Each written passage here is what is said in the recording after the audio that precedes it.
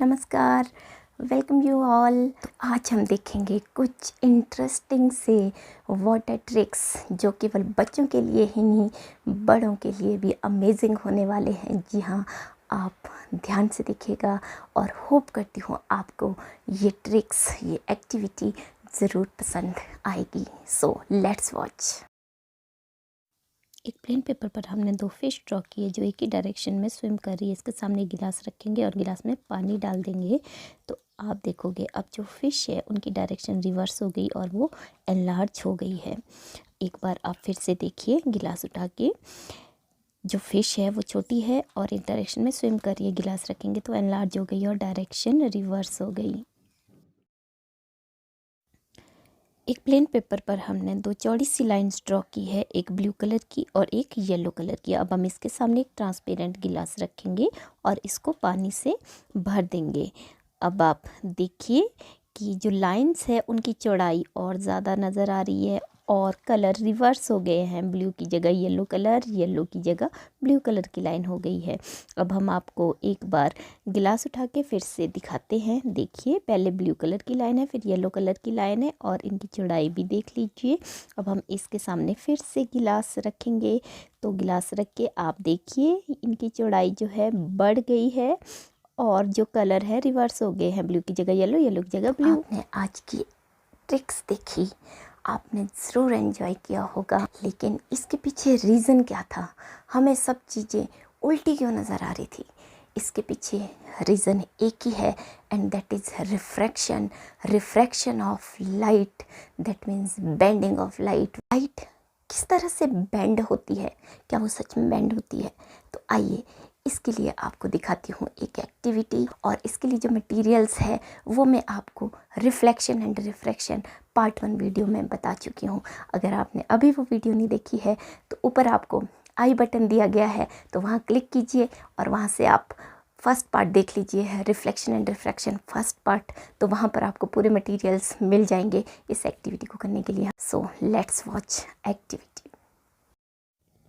हमने एक ट्रांसपेरेंट गिलास लेना है और उसको पानी से भर देना है। अब हमने उसमें कुछ बूंदे डेटॉल या सेवलॉन की डालनी है ताकि जो लाइट रेज का पाथ है वो क्लियरली विजिबल हो सके।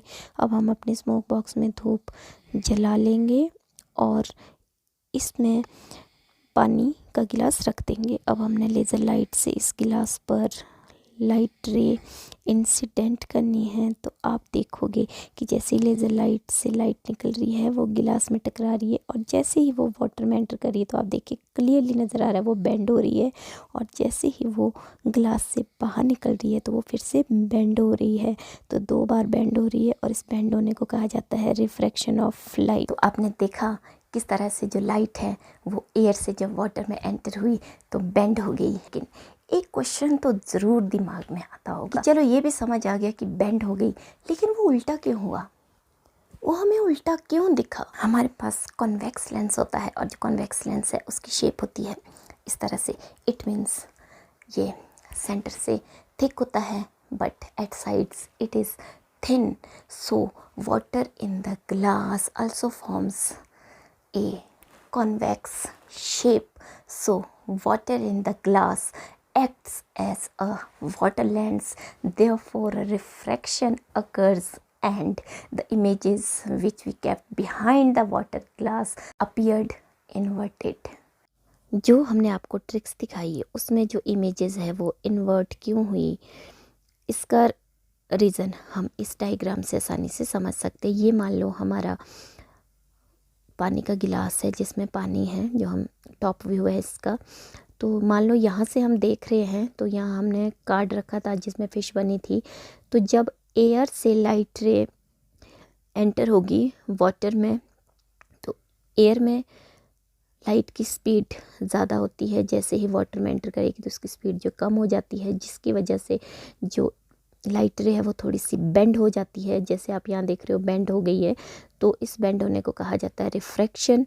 और यहाँ पर आप देखेंगे यहाँ पर वाटर से ग्लास में, ग्लास से फिर से एयर में एंटर करिए तो यहाँ भी थोड़ी सी बेंड हो गई है, तो ये 2 बार रिफ्रैक्ट हो रही है, तो 2 बार यहाँ रिफ्रैक्शन हुई है।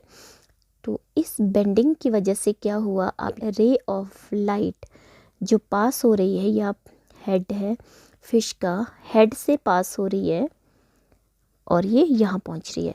अब आप दूसरी तरफ से देखेंगे कि जो रे ऑफ लाइट टेल से होके जा रही थी वो रे यहाँ पहुँच गई, मतलब दोनों रेज एक दूसरे को पास करती है या दोनों रेज एक दूसरे को इंटरसेक्ट करती है और जिस पॉइंट पर दोनों रेज इंटरसेक्ट होगी इसे कहेंगे फोकल पॉइंट।